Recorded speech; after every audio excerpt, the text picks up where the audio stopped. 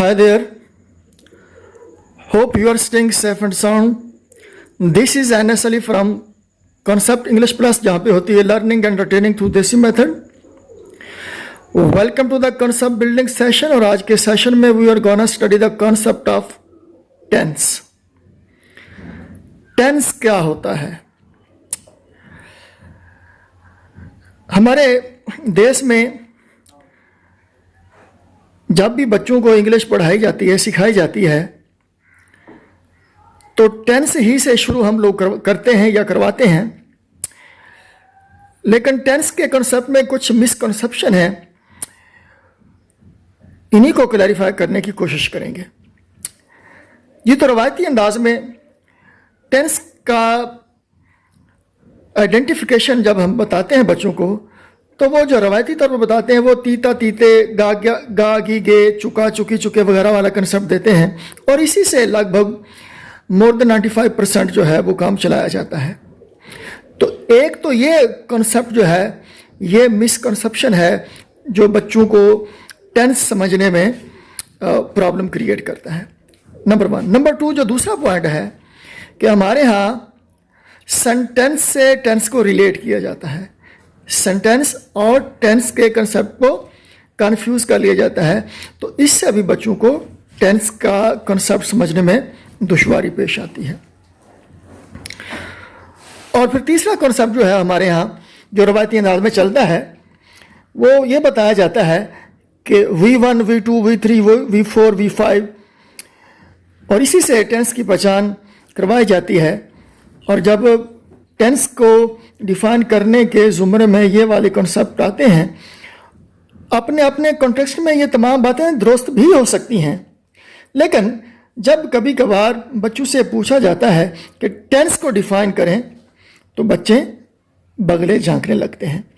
तो आज ये बच्चों का टेंस वाला कंसेप्ट बिल्कुल क्लैरिफाई होने वाला है कि एक्चुअल मिथ क्या है टेंस की. जी, तो पहले बात करेंगे कि जो रवायती अंदाज में हम ती ता ते गा गी चुका वाला कॉन्सेप्ट जो बच्चों को देते हैं, तो वो किस हद तक ठीक है और किस हद तक गलत है, पहले इस पर बात करते हैं. ये बिल्कुल नहीं हम कह सकते कि ये जो ती ता ती गा गी वाला कंसेप्ट है ये बिल्कुल ही गलत है, ऐसा नहीं कह सकते. लेकिन ये भी नहीं कह सकते कि ये टोटली ठीक है. ये किसी कॉन्टेक्स्ट में ठीक होता है और किसी कॉन्टेक्स्ट में गलत होता है. तो पहले बात करेंगे कि ये ता ती वाला कंसेप्ट या गा गी वाला कंसेप्ट कहाँ पर ठीक होता है. पहले वो 2-4 एग्जाम्पल कोट करेंगे और उसके बाद फिर देखेंगे कि ये मिसकंसेप्शन कैसे पैदा करता है.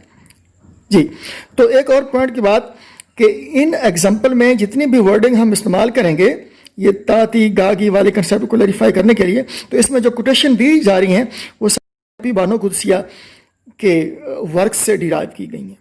ओके जी, तो पहले हम बात करते हैं कि सेंटेंस में ताती वाला कंसेप्ट कहाँ तक ठीक होता है और कहाँ तक गलत होता है. तो पहले जहाँ पे ये ताती गागी वाला ठीक है उस पर बात करेंगे.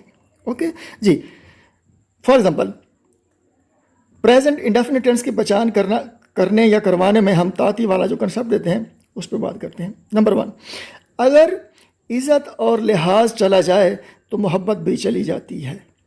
तो ये ती है, एंड पे आ रहा है. हम ये बच्चों को बताते हैं कि जुमले के एंड पे ती है आए तो टेंस जो है वो प्रेजेंट इंडेफिनिट होता है.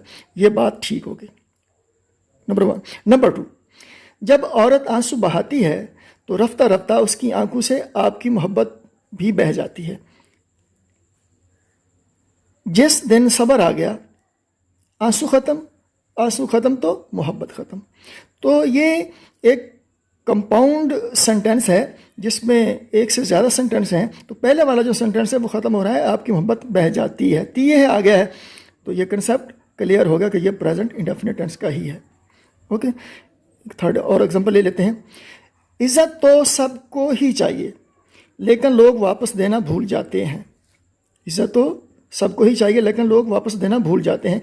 ते हैं एंड पे आ गया प्रेजेंट इंडेफिनिट. ओके, यहाँ तक तो बात ठीक है. लेकिन लाजमी नहीं कि हर दफ़ा जुमले के एंड पे ताती गे वगैरह आए और जुमला प्रेजेंट इंडेफिनिट का हो, ऐसी बात नहीं होती. फॉर एग्जाम्पल, मांगी हुई मोहब्बत का मज़ा बिगड़ी हुई शराब जैसा होता है. तो ये ता आ गया है, ता है वाला. तो मांगी हुई मोहब्बत का मज़ा बिगड़ी हुई शराब जैसा होता है, ताहे आ गया, लेकिन हम ये नहीं कह सकते कि ये वाला सेंटेंस प्रेजेंट इंडेफिनिट टेंस का ही है। ओके, नंबर 2 देख लेते हैं। अब जिस मोहब्बत में खोने का डर ना हो वो मोहब्बत सच्ची नहीं होती। तो ये ती आ गया है, लेकिन टेंस जो है वो प्रेजेंट इंडेफिनिट का नहीं है, हालांकि ती आ गया है। एक और एग्जाम्पल देखते हैं। हम सच बोलने के साथ साथ दरअसल दूसरों को जलील कर रहे होते हैं। तो ते हैं, ती है, ते हैं, एंड पे आ रहा है, लेकिन प्रेजेंट इंडेफिनिट टेंस नहीं है। एक और देख लेते हैं, यानी गागी वाला कंसेप्ट जो चल रहा है हमारे यहाँ। मसलन औरत अपनी उम्र तब गलत बताने लगती है जब उसका चेहरा उसकी सही उम्र बताने लगे। तो ये बताने लगे गे आ गया है, लेकिन ये फ्यूचर इंडेफिनिट नहीं है। तो ये बात तो थी, ये रवायती तौर पे ये ताती गागे वाले। तो इनसे अगर हम टेंस सीखेंगे या सिखाएंगे तो इसमें कॉम्प्लिकेशंस आ सकती हैं। तो फिर हमें करना क्या होगा? तो V1, V3, V4 बला बला और ताती गागे और सेंटेंस से टेंस को रिलेट करना, इनको काम में बहुत ही कम काम में लाया जाए तो ज़्यादा अच्छा है। तो फिर इसको देखना कैसे होगा? तो इसको हम ये देखेंगे कि टेंस जो है इसको सेंटेंस से बिल्कुल रिलेट नहीं करना। पहला जो कंसेप्ट है वो क्या है कि we must relate tense with sentence. Sentence के साथ टेंस को रिलेट नहीं करना। तो फिर रिलेट करना किसके साथ है? Tense is interlinked with verb. Concept क्या है? Tense is linked with verb. Verb के साथ इंटरलिंक्ड है जी टेंस। ठीक है, तो हम कह सकते हैं where there is verb there is tense. जहां वर्ब वहां टेंस। तो एक्चुअल कंसेप्ट ये है, पूरे वाले सेंटेंस को नहीं देखना, क्योंकि सेंटेंस जो है इसके मेजर 2 पार्ट्स होते हैं, सब्जेक्ट होता है और फिर प्रेडिकेट होता है। फिर प्रेडिकेट में मजीद उसके आगे जो है वो हिस्से होते हैं। जैसे प्रेडिकेट में वर्ब भी आ सकता है, ऑब्जेक्ट आ सकता है, एडवर्बियल आ सकते हैं, मॉडिफायर आ सकते हैं, कॉम्प्लीमेंट आ सकता है। तो ये सारे सेंटेंस में आएंगे। प्रेडिकेट जो सेंटेंस का हिस्सा है दूसरा उसमें आएंगे, और सब्जेक्ट पहले वाला हिस्सा। तो ये सारे सेंटेंस का हिस्सा है, लेकिन इन तमाम पे टेंस बात नहीं करेगा। टेंस बात किस पे करेगा? वर्ब पे करेगा। ओके जी, तो फिर हम क्या करें? वर्ब पे फोकस करें, वर्ब से टेंस को रिलेट करें। फॉर एग्जांपल एक सेंटेंस लेते हैं, ही ड्रिंक्स मिल्क डेली। ही ड्रिंक्स मिल्क डेली। क्लियर? तो इसमें ड्रिंक्स आया है, ड्रिंक्स आया है। तो हम क्या करेंगे? वर्ब टेंस के लिहाज से वर्ब की जो फॉर्म्स हैं उन्हें कैटेगराइज करेंगे। कैसे कर लेंगे? कुछ लोग बेस फॉर्म बताते हैं या V1 बता देते हैं, पास्ट फॉर्म बता देते हैं, V2 बता देते हैं, बला बला। ठीक है, अपने कॉन्टेक्स्ट में ठीक है, लेकिन अगर थोड़ा इसको स्टैंडर्ड वे में इसको इसी चीज़ को ढाल लिया जाए, तो इसको घुमा के देसी मेथड कह लिया जाए, तो वो कुछ यूँ हो सकता है कि सबसे पहले बेस फॉर्म